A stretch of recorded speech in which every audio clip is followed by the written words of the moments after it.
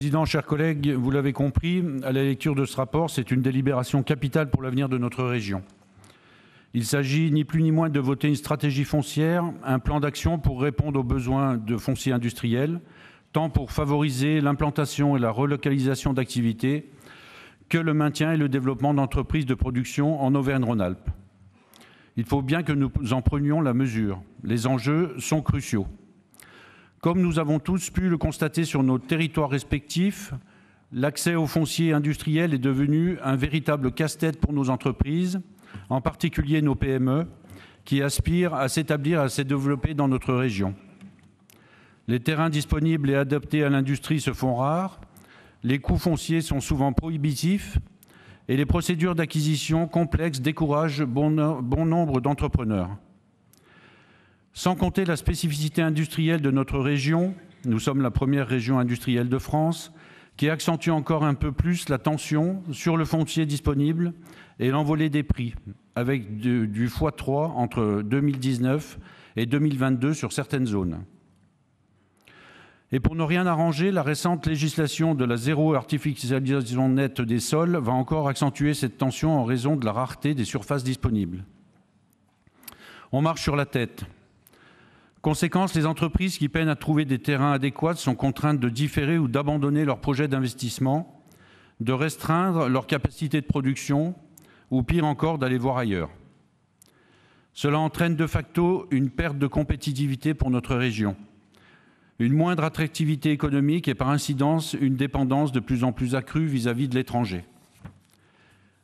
La crise sanitaire que nous avons traversée a d'ailleurs révélé d'une manière criante et alarmante les faiblesses profondes de notre pays dans le domaine industriel et notre dépendance excessive à l'égard des pays étrangers, notamment la Chine, dans des secteurs stratégiques.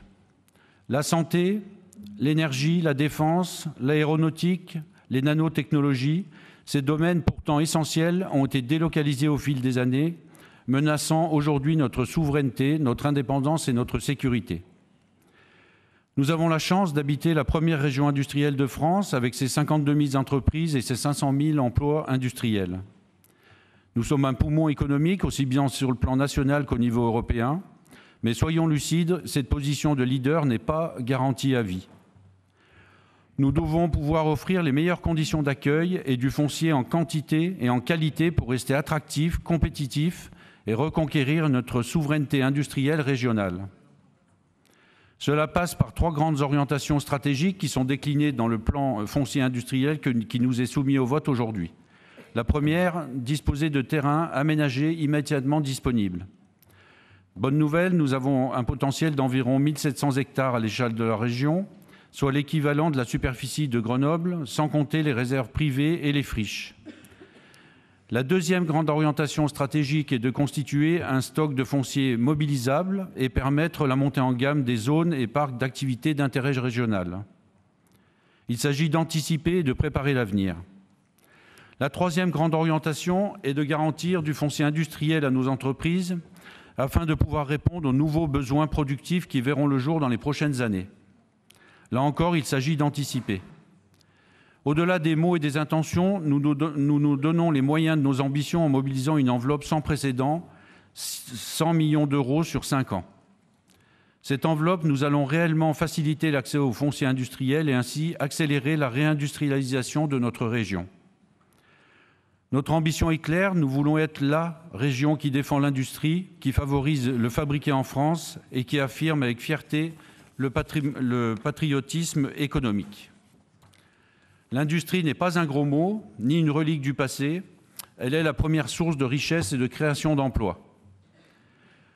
Nous devons être les facilitateurs pour les chefs d'entreprise en simplifiant les procédures administratives, en réduisant les délais d'implantation, en supprimant autant que possible les contraintes bureaucratiques qui ralentissent et étouffent les entrepreneurs. Nous devons créer un environnement favorable à l'investissement en offrant des dispositifs d'intervention qui soient à la fois clairs et accessibles. Je salue à ce propos les mots du Césaire dans l'avis qu'elle a rendu, qui nous confortent dans notre volonté de simplification. Bien entendu, l'objectif de réindustrialisation prend en compte les enjeux environnementaux et agricoles.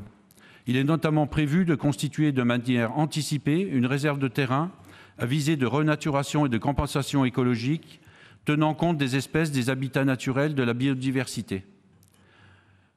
En même matière agricole, des compensations sont mises en place pour limiter les pertes de surface pour cette filière éminemment importante et faciliter les installations.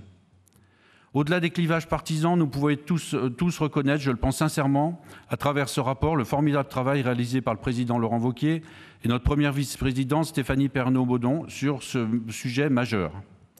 Force est de reconnaître, Monsieur le Président, que vous avez fait de la réindustrialisation la mère des batailles et on ne peut que vous suivre. En adoptant unanimement cette délibération, nous enverrions un signal fort à tous les acteurs économiques, aux investisseurs et aux entrepreneurs.